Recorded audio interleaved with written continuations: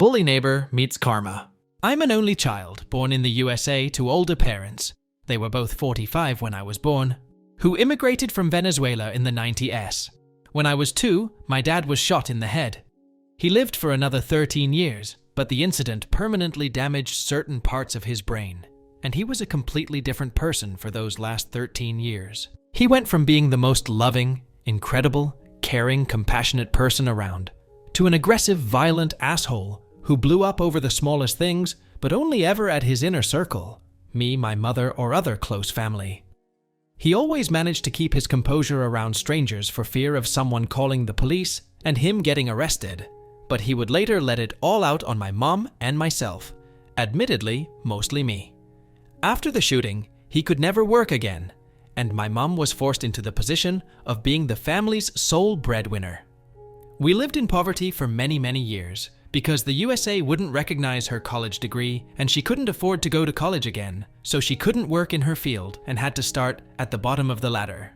Dad eventually died when I was 15, of issues related to his shooting. Now, when I was 7, my parents decided to move into a town with a better reputation for their schools than the one we were currently living in, so that I could attend a better school. They bought a house literally on the edge of town. Most of this town is incredibly expensive, but because on the other side of our street and across the town line, there's a big complex of government-subsidized housing, our area is much cheaper. This is the house with the asshole neighbor. The house is a 3-family. For the last 16 years, we have owned and occupied the first floor, while the terrible neighbor lived on the second floor until recently. The third floor has been occupied by over 10 owners and tenants over these years. None have stayed more than 3 or 4 years, and some have stayed as little as a handful of months. Now, the second floor bitch, let's call her Karen. Because, obviously, she has a husband, who we'll call Bill, and they have a young son, Henry. Here's the story. When we moved in, Karen and Bill had already been here for a few short months. The 3 of us on the first floor, Karen and Bill on the second, and the original third floor's owners, bought the house from the same crew, who had bought it and turned it into a 3-family, fixing it up in the process. Karen quickly showed her true colors as a bully. Over the years, there's been countless examples of nasty shit she's pulled. Her husband, Bill, is an immigrant himself and doesn't speak very good English. He's very submissive to her and does whatever she wants, but in front of other people, makes himself out to be physically dominant. In our first years here, they used to fight a lot, which we regularly heard from downstairs. They would yell, sometimes for hours, and occasionally, it seemed like things got violent. Henry was born maybe 10 years ago. He doesn't factor into the story until much later. But anyways, the point is, whatever Karen's done, she's always gotten away with it. Here are a couple highlights. My mom always took pride in how well she took care of our trash bin and recycling bin. Every month she'd give them a quick rinse after that week's trash day, just to make sure that they wouldn't develop a smell or a colony of bacteria wouldn't move in. Karen, apparently, wasn't so diligent, and one time her recycling bin got really nasty, and I mean really nasty. So she just left it out back. Context: behind the house isn't a backyard, it's just pavement with a parking spot designated for each unit, and began using ours. Lo and behold, ours started to get nasty, and Mom quickly went from spending a quick 3 minutes rinsing it out every month to about 45 minutes scrubbing with soap and water to clean it out. Eventually, we decided we'd had enough, and she and Dad sent Karen and the third floor tenants of the time a polite but firm email that basically said, "Whoever started using our recycling bin, please stop and use your own. You never asked our permission, and we take good care of it, and ever since you began using it, it's become disgusting." We knew it was Karen and Bill, but Mom and Dad figured it was more polite without a call-out, and they didn't want to start anything. Within a week, 2 things happened. Karen and Bill got a brand spanking new recycling bin, and one week we found ours had been mysteriously destroyed. Someone took a knife to it and cut it to pieces. We had no way of knowing who it was, but we had a pretty good feeling we knew exactly who it was. Yes, we had to get a new one. Because we had no evidence of who did it though, my parents didn't say anything about it. Back when we could afford a car, we haven't had one since our first few years here, we used our parking space out back. Every time that Karen and Bill hosted a party, which back then was surprisingly frequently, they would toss their trash over their balcony, into the general vicinity of the trash and recycling bins out back, which is literally right next to our designated parking space.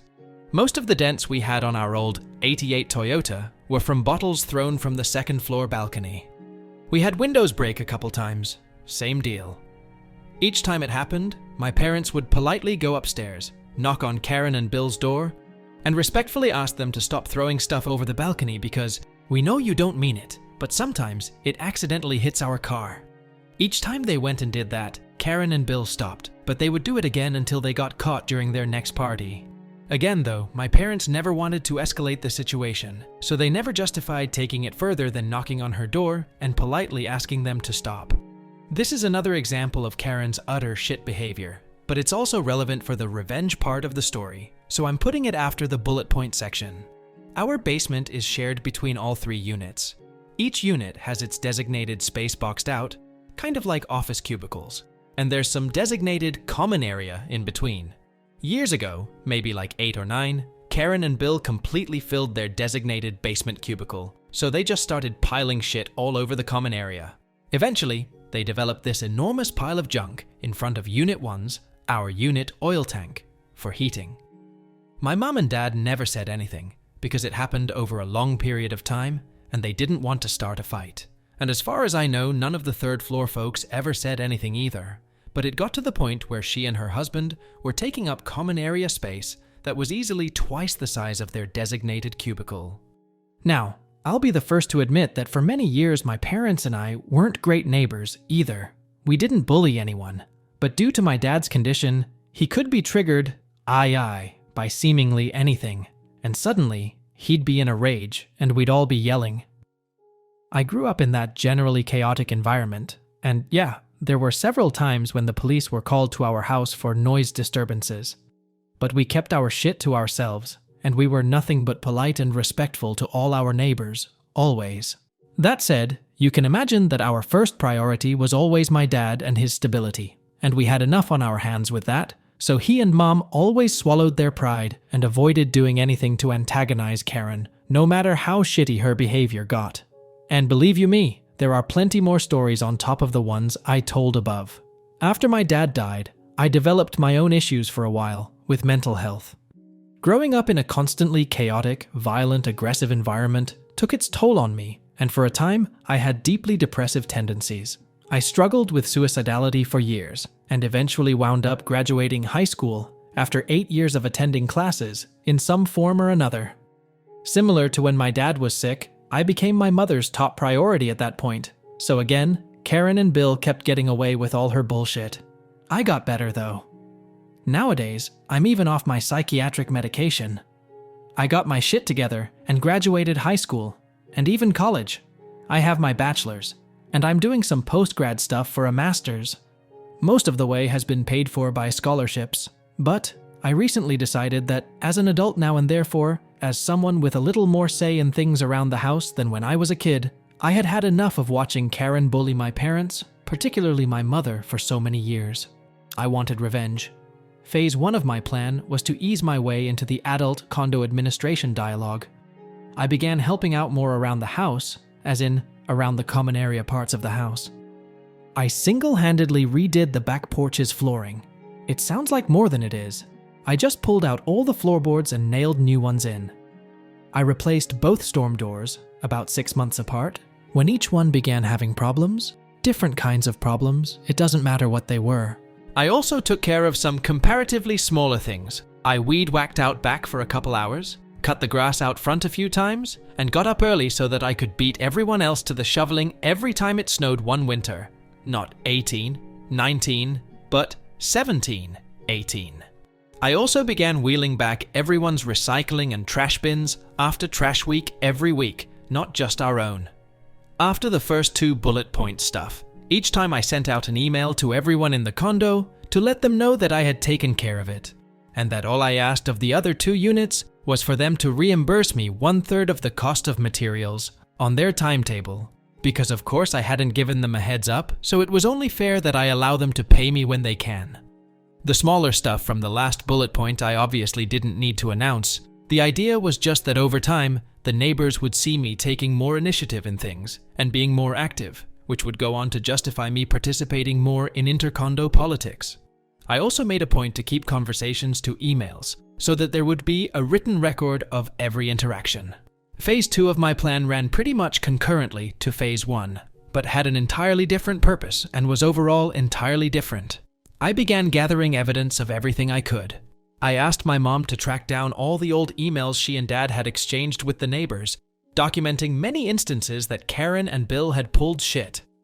I went downstairs and took a video of Karen and Bill's shit all over the common area, particularly emphasizing all the highly flammable wooden and cardboard shit they had piled up in front of our oil tank. I dug up and pored over the deed to our apartment, specifically the sections that detailed the rules around common areas and the limitations of our unit as compared to the others, and vice versa. To my utter joy, Mom and Dad never threw out that old recycling bin that Karen and/or Bill had knifed up, apparently because they just never knew what to do with it and never wanted anyone to ask questions. Naturally, I dug it up and took plenty of photos. I did one other evidence-gathering thing that needs a bit more explanation. Karen and Bill are awful parents. Mom and I regularly hear the shit they do to Henry through the very thin ceiling we have here. I'm decidedly not going to go into detail, because even though I changed his name, he's still underage, and I feel it would be disrespectful to him to do that. But let's say it crosses far into the realm of child abuse. This is a topic I'm particularly sensitive about, because I grew up in a shitty situation myself, so believe me when I say this part is the most satisfying part of my revenge. Let's just say that every time I could hear shit through the ceiling, I took out my phone and started a recording until it stopped. Finally, Phase 3 of my plan was basically to bait Karen and/or Bill into a trap I set that, as it turns out, would have humongous consequences for them. Mom and I have this old treadmill that we got for free. It's in the kitchen, and lately we've come to the conclusion that it just takes up a little too much space. We both use it a little, but not enough to justify keeping it. She wanted to toss it out, but I argued hard to keep it around, because I knew I could use it for this plan. It would be my only shot. Remember how I mentioned we haven't had a car for years? Well, eventually, I convinced Mom to let me put the treadmill outside, in our parking space out back. I bought a large tarp to cover it with, so it would be protected from the rain. And I told her I'd start using it more if it was outside, because it's nicer to do exercise in the fresh air. I also sent out an email to Karen, CC'd to Bill and the current third floor folks, asking her to move all the things in front of our oil tank in the basement somewhere else. Despite the fact that those things had been there for many years, I justified addressing it now, because I'm the one addressing it. And that's different from before, because before I was a child, and now I'm an adult who actively participates in the intercondo dialogue. I asked her to, because the way she currently had it set up is a safety hazard, and I'm just following the rules. I further let her know that if she and Bill didn't take care of it within a handful of weeks, that I would have no choice but to take care of it myself. In the same email, I let everyone know that I was putting our treadmill in our parking space out back, so that if anyone had any trouble with getting into their spot, to please let me know. The same day I sent out the email, I put the treadmill out back. Now, I figured nothing was going to change from all the other emails I had sent about matters regarding the condo's administration, and nothing did. She and Bill never acknowledged anything. The current third floor guy didn't want anything to do with going up against Karen, so he just thanked me for the heads up about the treadmill and said nothing else. It's also important to note here that my real reason for mentioning the treadmill in that email wasn't in case anyone has trouble getting into their parking spot. Needless to say, sure, a treadmill in a kitchen is pretty fucking big and obnoxious, but a treadmill off to the side of an automobile parking space isn't really big at all. Plus, I placed it in such a way that it wasn't in anyone's way, giving everyone ample room to maneuver around. It was just there, off to the side. The reason I mentioned the treadmill in that email was to alert her to its presence, and perhaps associate it in her mind with my request for her to move all her shit in the basement. I also began using it, at least 3 mornings a week. I timed it so that sometimes Karen and Bill would run into me as they left to drive Henry to school. Every time I saw them, I waved and greeted to ensure they'd notice me on the treadmill. Mom also used it a few times, but she wasn't part of my plan, so I've no idea if she ever ran into them while on it. Here's the other thing I did. I set up a video camera in our laundry basket. See, we have it permanently in the pantry, next to the pantry window that faces the back area. I buried it beneath clothing so that from outside you can't even see it, but I bought a few massive, memory storage-wise, not physically, SD cards, and kept the thing recording 24/7 with a timestamp. For 2 weeks, nothing happened. The camera recorded nothing suspicious, and Karen and Bill didn't move their shit in the basement. Their time was up, so one night, I got up at around 1 a.m. when everyone else was asleep, so nobody would hear me, and went downstairs to move their shit. I bought a GoPro, strapped it to my noggin, and carefully recorded the entire hour and a half of moving shit around. I took the enormous pile of junk in front of Mom and I's oil tank and found a way to fit all of it into their designated storage cubicle. In the end, it was packed. I have mild OCD, and I nearly had an orgasm at the end from how well organized, physically, everything was, so that everything was neatly packed together and all the space was used at maximum efficiency. It was glorious, packed from floor to ceiling, and almost wall to wall all around. If you can just imagine one massive, near-perfect rectangular prism of junk, that's what I had created. It was a masterpiece. I was so proud. On the side the door was on. There was enough space to walk to either wall, but you couldn't move into it anywhere. I got back upstairs to our apartment and couldn't sleep the rest of the night. I was beyond excited. I wound up watching Infinity War to prepare for Ant-Man and the Wasp's then upcoming release. Sure enough, Karen and Bill took the bait. I must have been at school or work when they first discovered the basement because I never heard a thing about it.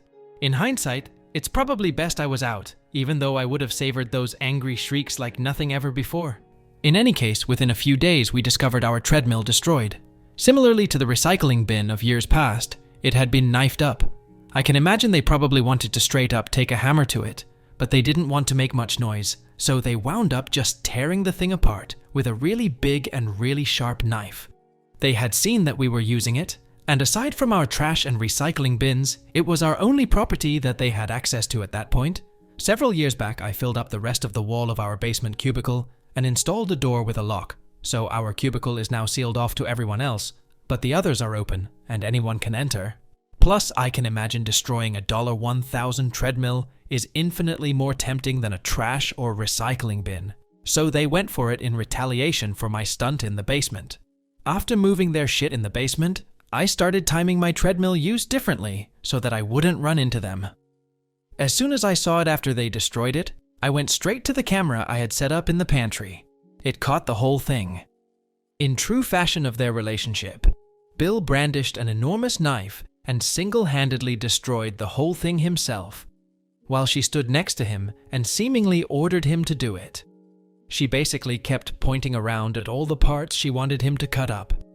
With that in hand, I called the police, reported the incident, told them that my mother and I felt threatened by their presence, and we filed a restraining order against both Karen and Bill with the police that same day. I turned over all the evidence I had gathered of all their shit over the years, and I also turned over all the audio clips I had of Karen and Bill terrorizing Henry.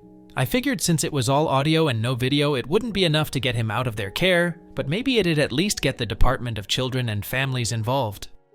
Karen and Bill immediately claimed that I had broken a bunch of their shit while moving it around in the basement, shit that they no doubt had broken themselves. So I offered my GoPro recordings as proof that I had not, in fact, broken any of their shit while moving it at all. The restraining order a person is allowed to file with a police report is always temporary, but you can always petition the court to extend it. Once Mom and I did that, it was granted. At that point, Karen and Bill hadn't been legally allowed to go back home for about a week, and since it became a longer-term restraining order, they were basically not going to be allowed to live in their own home for several years, so they made the obvious choice to sell the house and move elsewhere. Needless to say, selling a house you're not allowed to be near is a difficult task, and moving all your stuff out of said house is even more difficult, particularly when you have so much of it. They wound up coordinating the entire house's sale from afar, with their realtor being the only person who came around to show the house. Once it was time for them to move, some relatives of theirs came around and packed everything up and loaded it into a truck. Also, I was right. Based on my recordings alone, Henry wasn't taken from their custody, but DCF did get involved. I heard from their family that came around to pack up their shit though that Karen and Bill did wind up losing custody of him. They didn't say much as to why, but they basically implied that the abuse ramped up a lot after everything went down between me and Karen and Bill, which is the only part I feel guilty about. But in the end, I hope this is a situation where the end justifies the means, at which point DCF was already sniffing around, so they wound up losing custody of him anyways. I've no idea where Henry wound up, but wherever he is, I obviously have nothing against him, and I hope he winds up in a much better situation than he was. Finally, I will say, for two such inordinately obtuse and disgusting human beings, they had surprisingly decent family members. The few times I ran into them and made small talk when they were around, they were pretty apologetic about the whole thing. I got the impression that this isn't the first time they're apologizing on Karen and Bill's behalf. I hope Henry is taken in by one of them, and not chucked into the foster system. Update. Karen lost her job. Or, at least, she's not working where she had been anymore. I assume she was fired, or at least that it had something to do with what went down, but I don't actually have a way to know. I got curious though after posting this here, because I remembered she worked as a guidance counselor at a school a few towns away, and I figured if the school had found out that DCF took her kid, they might not have wanted her there anymore, and I may have been right. Anyways though, I got curious, so I asked a friend to ring the school's secretary and ask to be transferred to the guidance department, where they asked for Karen's desk. She, my friend, said the guidance secretary just matter-of-factly said, "I'm sorry, that staff member is no longer employed here," and that was that. Seeing as this all went down at the end of the 17-18 school year, I'm guessing they just replaced her at the beginning of this school year. The school's website lists one of the guidance counselors as having started working there this school year. Of course, I have no real way to know if she was fired, nor even if her leaving that position had anything to do with me and my revenge, but it seems like very odd timing if there was no correlation. Admittedly, it's also entirely possible that Karen resigned or left her post of her own volition, whether it be to make selling the house and moving easier or just to start over. Who the hell knows?